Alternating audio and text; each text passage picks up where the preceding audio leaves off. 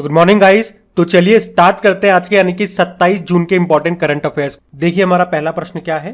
अभी हाल ही में बांग्लादेश का सबसे लंबा पुल इसका उद्घाटन किया गया, आपको इसका नाम बताना है। तो आंसर होगा पद्मा पुल। तो अभी शनिवार की ही बात है, बांग्लादेश की जो प्रधानमंत्री हैं शेख हसीना, उन्होंने पद्मा पुल का उद्घाटन किया है। और इसकी खास बात क्या है, ये बांग्लादेश का सबसे लंबा पुल है और इसे पूरी तरह से बांग्लादेश ने अपने पैसों से बनाया है।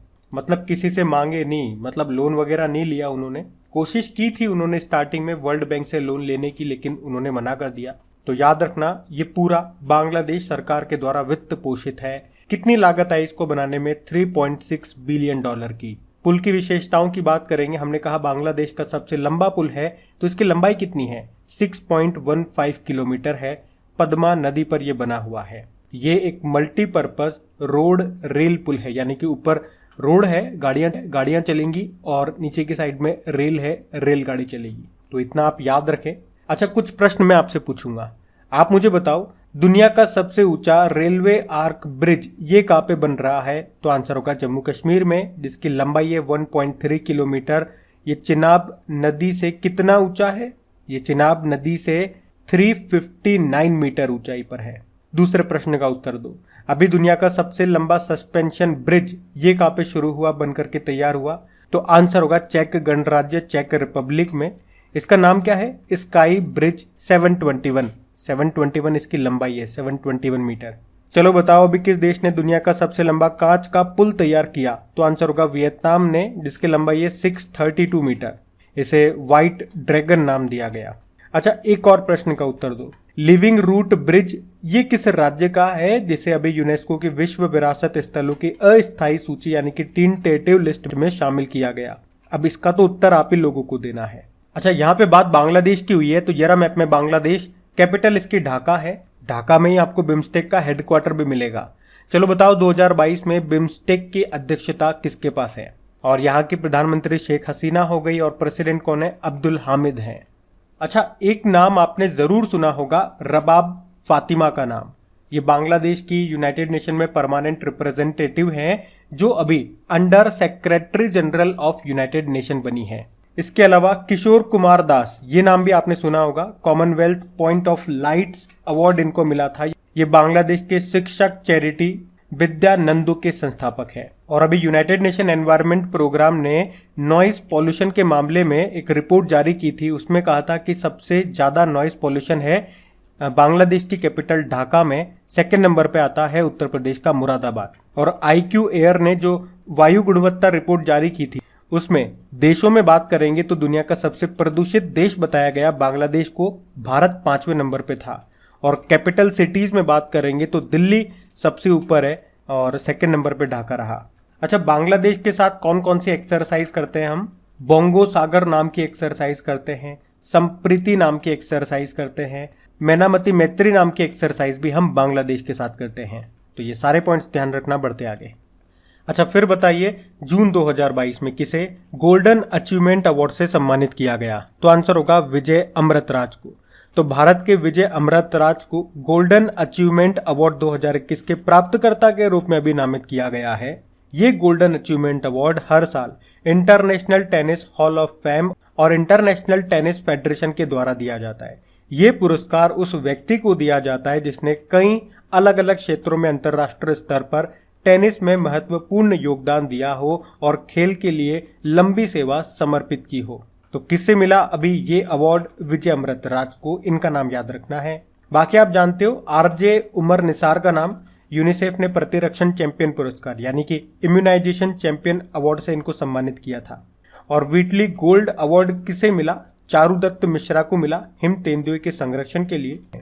और BV दोषी का नाम आपने सुना होगा, ये एक भारतीय वास्तुकार है और अभी रॉयल गोल्ड मेडल 2022 से इनको सम्मानित किया गया था। पूरा नाम इनका है बालकृष्ण विट्ठल दोषी। तो ये नाम भी ध्यान रखना, बढ़ते आगे। चलिए बताइए अभी हाल ही में राष्ट्रीय MSME पुरस्कार 2022 में किसे प्रथम पुरस्कार से सम्मानित किया गया या किसे मिला प्रथम पुरस्कार? तो आंसर होगा उड़ीसा को। तो MSME अवार्ड्स 2022 की घोषणा हो चुकी है। इसमें उड़ीसा प्रथम स्थान पर है। और किस कैटेगरी में? तो MSME क्षेत्र के प्रचार और विकास में उत्कृष्ट योगदान में उड़ीसा पहले स्थान पे रहा, दूसरे पे बिहार है, तीसरे पे है हरियाणा। वहीं अगर जिलों की कैटेगरी में बात करेंगे तो तमिलनाडु का विरुधुनगर पहले स्थान पर है, राजस्थान का करौली दूसरे स्थान पर है और उड़ीसा का कालाहांडी तीसरे स्थान पर है। तो राज्यों की कैटेगरी में मैंने आपको बताया और जिलों की कैटेगरी में बताया, दोनों ध्यान रखना। अच्छा, एमएसएमई मंत्री कौन है? पहले तो एमएसएमई की फुल फॉर्म क्या होती है? Micro small medium enterprises. इसके मंत्री हैं नारायण रणे और इसका डे, एक एमएसएमई डे होता है, वो हम कब मनाते हैं? 27 जून को। आपको याद होगा कुछ समय पहले यानी कि इसी साल एमएसएमई मंत्रालय ने महिलाओं के लिए एक समर्थ अभियान शुरू किया था। उसी तरह से याद रखना, एमएसएमई मंत्रालय ने ही संभव नाम से एक जागरूकता कार्यक्रम शुरू किया था। क्या था इसमें? उद्यमिता को बढ़ावा देने में युवाओं की भागीदारी को बढ़ावा देने के लिए था ये कार्यक्रम, जिसका नाम रखा था संभव। एक रैंप योजना भी याद रखो, इसका संबंध भी है एमएसएमई से। रैंप मतलब होता है raising and acceleration MSME performance. अब बात यहाँ पे उड़ीसा की है, तो ये रहा मैप में उड़ीसा। देखो, उड़ीसा की कैपिटल भुवनेश्वर है और आपको पता है अभी देश का पहला स्किल इंडिया इंटरनेशनल सेंटर कहाँ पे खोला जाएगा? भुवनेश्वर में। और भारत की पहली चेस अकेडमी ये कहाँ पे खोली जाएगी? भुवनेश्वर में ही। और देश का पहला फायर पार्क का उद्घाटन भी भुवनेश्वर में ही किया गया था। 2023 में जो हॉकी वर्ल्ड कप होंगे ये उड़ीसा में ही होंगे, भुवनेश्वर और राउरकेला में। और राउरकेला से याद रखना, देश का सबसे बड़ा हॉकी स्टेडियम बन रहा है राउरकेला में, जिसका नाम बिरसा मुंडा के नाम पे रखा गया है। मुख्यमंत्री कौन है? नवीन पटनायक हैं। गवर्नर हैं गणेशी लाल। आपको बता दूं, उड़ीसा की जो मो बस सेवा है उसको संयुक्त राष्ट्र लोक सेवा पुरस्कार से अभी सम्मानित किया गया था। अभी भारत का पहला ओलंपिक वैल्यूज एजुकेशन प्रोग्राम शुरू किया था उड़ीसा ने ही। और जो 12वीं hockey India senior women's national championship हुई थी ना भोपाल में, उसको उड़ीसा ने ही जीता है कर्नाटक को हरा करके। और याद रखना, कोणार्क सूर्य मंदिर कहां पर है? ये उड़ीसा में है। क्यों इंपॉर्टेंट है? क्योंकि 100% हरित ऊर्जा से चलने वाला, ग्रीन एनर्जी से चलने वाला ये भारत का पहला मंदिर है। इसको ही ब्लैक पैगोडा कहते हैं। 10 रुपए का जो करेंसी नोट है उस पर इसी का चित्र अंकित है।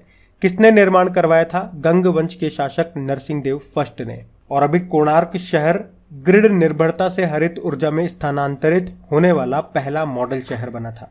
अच्छा, ये जो आप देख रहे हो ये एशिया की सबसे बड़े खारे पानी की झील है और भारत की पहली रामसर साइट का दर्जा इसी को मिला था 1981 में। इसी में नलबाना पक्षी अभ्यारण्य भी आपको मिलेगा। और कौन सी डॉल्फिन यहाँ पे पाई जाती है? इरावदी डॉल्फिन मिलती है यहाँ पे। चलिए आप लोग कमेंट बॉक्स में टाइप करके बताइए दुनिया की सबसे बड़ी खारे पानी की झील कौन सी है। हम बढ़ते हैं आगे। चलिए बताइए, अभी हाल ही में गरुड़ एरोस्पेस ये कहां पे अपना पहला एरोस्पेस प्लांट स्थापित करने जा रहा है? तो आंसर होगा मलेशिया में। तो ड्रोन स्टार्टअप है गरुड़ एरोस्पेस, ये मलेशिया में अपना पहला एरोस्पेस प्लांट स्थापित करेगा और इसके लिए इसने वहां की हिलसे ग्लोब कंपनी है उसके साथ समझौता किया है। और इस प्लांट का नाम क्या होगा? हिलसे गरुड़ एरोस्पेस। इसके लिए इसमें निवेश किया है 115 करोड़ रुपए का। अच्छा, गरुड़ एरोस्पेस से आपको एक करंट अफेयर्स का प्रश्न याद आना चाहिए। कुछ समय पहले महेंद्र सिंह धोनी ने इसमें निवेश भी किया था और इसके ब्रांड एम्बेसडर भी बने थे। अब याद आया? अच्छा चलो, ड्रोन से संबंधित ही कुछ प्रश्न मैं आपसे पूछता हूँ। आप पहले मुझे बताओ, अभी ड्रोन नीति को मंजूरी देने वाला पहला राज्य कौन सा बना था? तो आपका उत्तर होना चाहिए हिमाचल प्रदेश। लेकिन अगर आपसे पूछा जाए अभी भारत का सबसे बड़ा ड्रोन महोत्सव का आयोजन कहाँ पे किया गया? इसका उद्घाटन खुद प्रधानमंत्री नरेंद्र मोदी जी ने किया था नई दिल्ली में। और मेडिसिन फ्रॉम स्काई प्रोजेक्ट को किस राज्य में शुरू किया गया? तेलंगाना में। और अभी स्वास्थ्य सेवा में ड्रोन लॉन्च करने वाला पहला भारतीय राज्य कौन सा बना था? तो आंसर होगा उत्तराखंड। और किस देश ने ड्रोन के आयात इंपोर्ट पर प्रतिबंध लगाया था? तो आंसर होगा भारत ने। वैसे नागरिक हवाई क्षेत्र में ड्रोन को अनुमति देने वाला पहला देश कौन सा बना था दुनिया का? तो आंसर होगा इजराइल। अच्छा, मोदी जी ने भारत में खेतों में कीटनाशकों का छिड़काव करने के लिए कितने किसान ड्रोन शुरू किए? तो आंसर होगा 100। और मुझे बताओ, देश का पहला ड्रोन स्कूल ये कहाँ पे खोला गया? ग्वालियर मध्य प्रदेश में। और ग्वालियर मध्य प्रदेश में ही प्रदेश के पहले ड्रोन मेले का आयोजन भी किया गया था। चलो ये बता दो, भारत की पहली ड्रोन फॉरेंसिक लैब ये कहाँ पे स्थापित की गई है? तो आंसर होगा केरल में। अच्छा, इंद्रजाल ये नाम सुना है आपने? ये क्या है? ये ड्रोन डिफेंस डोम सिस्टम है हमारा, जिसको तैयार किया है ग्रीन रोबोटिक्स ने, हैदराबाद की कंपनी है ये। ड्रोन को आप अनमेन्ड एयर व्हीकल भी बोलते हैं, ये भी ध्यान रखना। अब बढ़ते हैं आगे। चलिए फिर बताइए, अभी हाल ही में चर्चा में रही मुख्यमंत्री बाल गोपाल योजना का संबंध किस राज्य से है? तो आंसर होगा राजस्थान। तो राजस्थान के जो मुख्यमंत्री अशोक गहलोत, उन्होंने बजट में इस योजना की घोषणा की थी। इस योजना के तहत कक्षा 1 से 8वीं तक के बच्चों को सप्ताह में 2 दिन दूध मिलेगा। और वो 2 दिन कौन कौन से? मंगलवार और शुक्रवार का दिन। और कितना दूध मिलेगा? तो ऐसे डिविडेशन किया गया कि क्लास 1 से लेके 5वीं तक के प्रत्येक बच्चे को 150 ml दूध मिलेगा और कक्षा 6ठी से लेके 8वीं तक के प्रत्येक बच्चे को 200 ml दूध मिलेगा। और दूध देने का उद्देश्य आप समझ ही रहे हो, बच्चों को पर्याप्त पोषण मिल सके, इसलिए ये योजना शुरू की गई।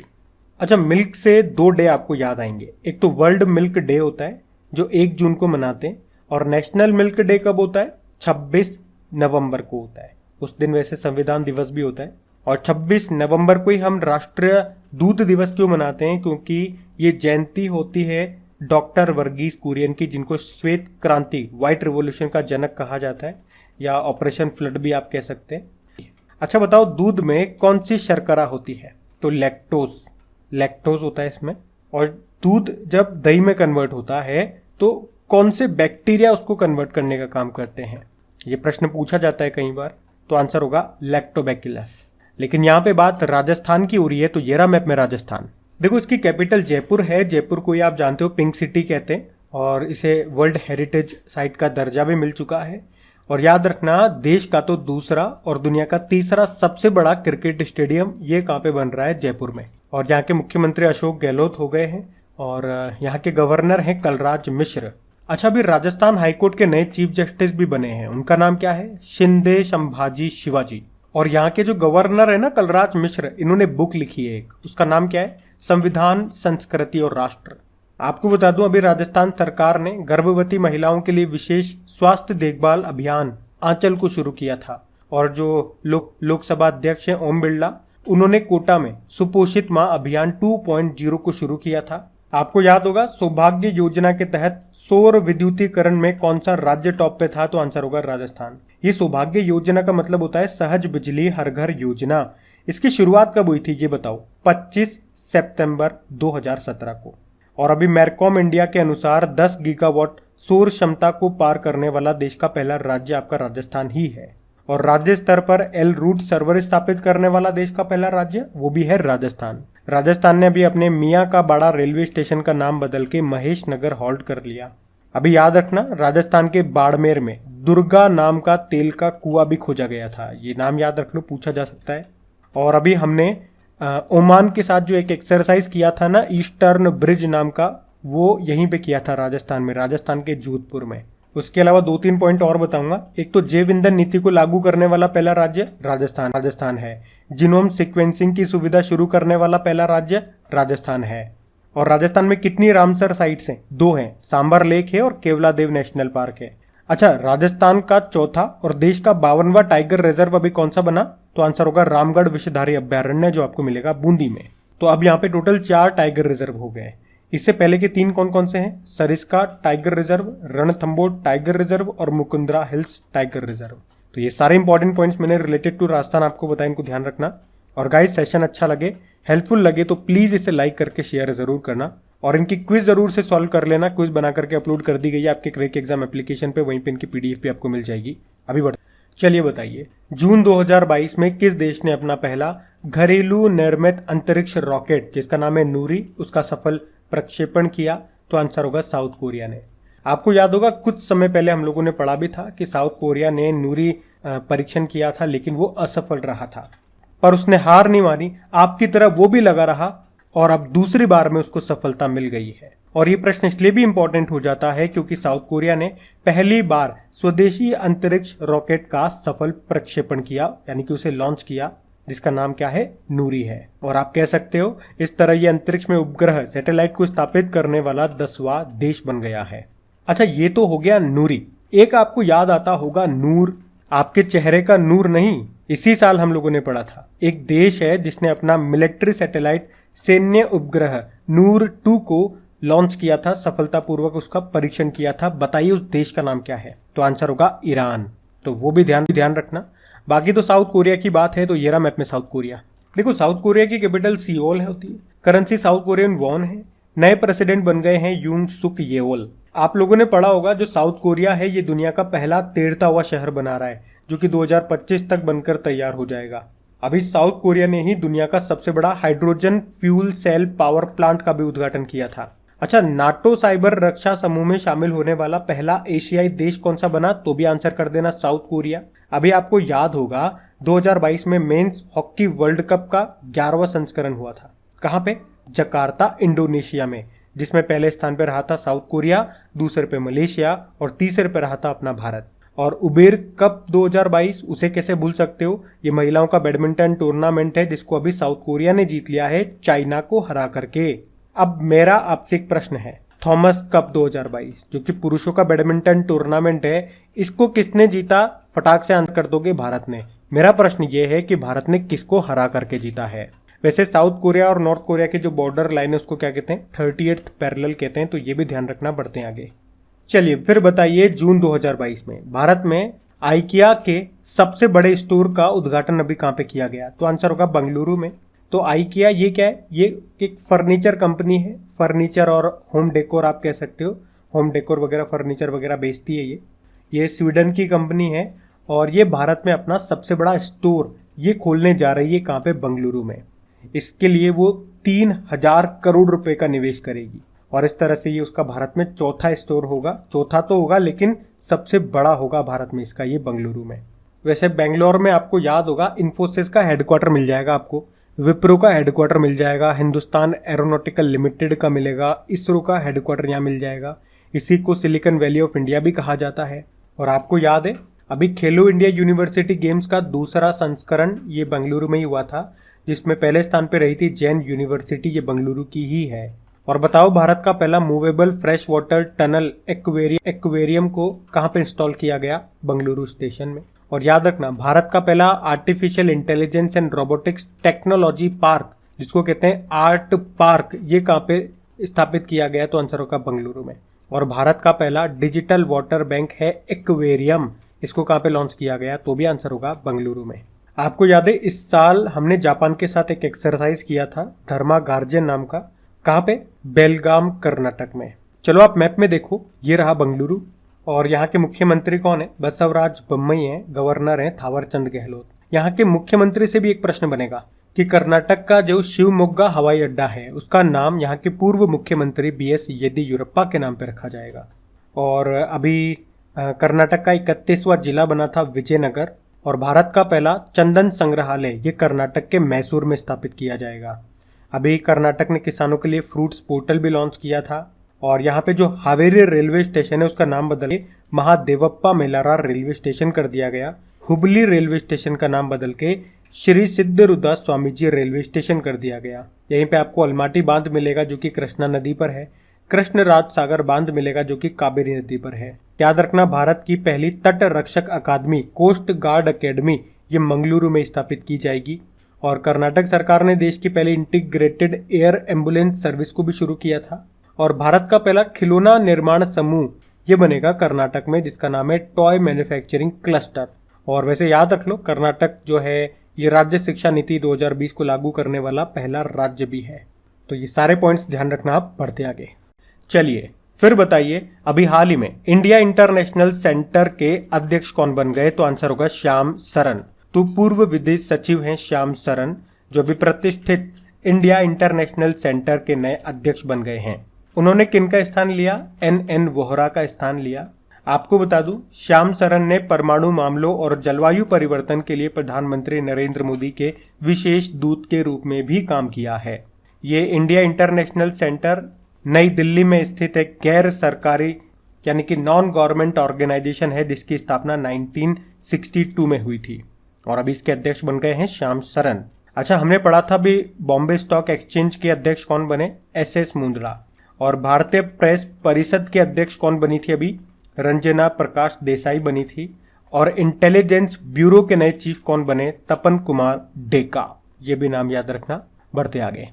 चलिए फिर बताइए, जून 2022 में कहां से भारत के संचार उपग्रह GSAT-24 का सफल प्रक्षेपण किया गया? तो आंसर होगा कोवरू, फ्रेंच गुयाना। फ्रेंच गुयाना में एक जगह है कोवरू, वहां से। GSAT-24 याद रखना अभी इसका सफल परीक्षण किया गया। ये एक कम्युनिकेशन सैटेलाइट है, संचार उपग्रह है। किसने लॉन्च किया? तो इसरो ने लॉन्च किया। कहाँ से? आपने कहा कोवरू फ्रेंच गुयाना से। और किस रॉकेट की मदद से? तो आंसर होगा एरियन 5। अच्छा, इसे किसके लिए लॉन्च किया गया? तो भारत की एक न्यू स्पेस लिमिटेड कंपनी है उसके लिए। और याद रखना इस उपग्रह को लीज पर दिया है टाटा को, वह इसका उपयोग डीटीएच सर्विसेज में करा करेगी। अच्छा, इस साल इसरो ने जो सबसे पहला अपना सैटेलाइट लॉन्च किया था उसका नाम था EOS-04 यानी कि अर्थ ऑब्जर्वेटरी सैटेलाइट 04। किसके द्वारा? PSLV-C52 के द्वारा। देखो, इसरो मतलब होता है इंडियन स्पेस रिसर्च ऑर्गेनाइजेशन, जिसकी स्थापना हुई थी 1969 में। वर्तमान में इसके चेयरपर्सन कौन है? S सोमनाथ हैं, 10वें नंबर के। मोटो है space technology is in service of human kind. तो ये सारे पॉइंट्स ध्यान रखना, बढ़ते आगे। चलो बताओ, जून 2022 में DRDO ने कहां से VLSRSAM यानी कि vertical launch short range surface to air missile का सफल परीक्षण किया? तो आंसर होगा चांदीपुर। तो शॉर्ट फॉर्म है इसका VLSRSAM यानी कि vertical launch short range surface to air missile. इसका अभी कहाँ से? उड़ीसा के चांदीपुर से सफल परीक्षण किया गया। किसने किया? DRDO ने। इसके रेंज कम है क्योंकि शॉर्ट है ना, देखो शॉर्ट आपने खुद कह रहे हो शॉर्ट रेंज है। कितनी है? 50 किलोमीटर की रेंज है। ये एक सरफेस टू एयर मिसाइल है और इसका सफल परीक्षण अभी किया गया है। देखो, DRDO के बारे में आपको पता है, defence research and development organisation full form हो गई। और स्थापना होती है 1958 में, जब नासा की भी होती है। हेडक्वार्टर नई दिल्ली में है और इसके वर्तमान अध्यक्ष जी सतीश रेड्डी है। और DRDO दिवस कब मनाते हैं? 1 जनवरी को। अच्छा, क्या आप मुझे बता सकते हो DRDO ने CRPF के जवानों के लिए एक बाइक एम्बुलेंस को तैयार किया था, किस नाम से? तो आंसर होगा रक्षिता नाम से। अब बात करेंगे कल के वीडियो में पूछे गए प्रश्न के उत्तर की। तो कल आपसे प्रश्न पूछा गया था, नीति आयोग के नए CEO कौन बन गए? तो आंसर होगा परमेश्वरन अय्यर। आप सभी ने प्रश्न का बिल्कुल सही उत्तर दिया है। और गाइज प्लीज, अगर सेशन अच्छा लगे तो लाइक जरूर कर देना और अपने दोस्तों को एक बार वीडियो को शेयर जरूर करना। इनका क्विज आपके लिए बना दिया गया ताकि आप इनकी अच्छे से प्रैक्टिस कर सके। वहीं पे इनकी PDF भी आपको मिल जाएगी। अब ये रहा आज का आपका होमवर्क प्रश्न।